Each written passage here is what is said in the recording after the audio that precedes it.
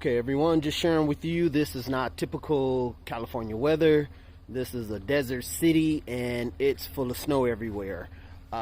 December 26th, yesterday, I drove through a blizzard in California going to Las Vegas.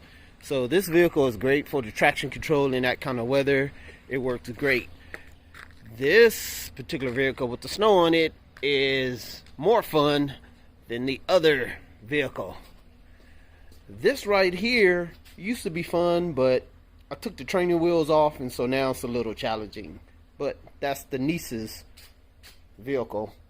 Or yeah, now this vehicle or this setup is fun too. That's the street two-wheeler, which is a lot of fun.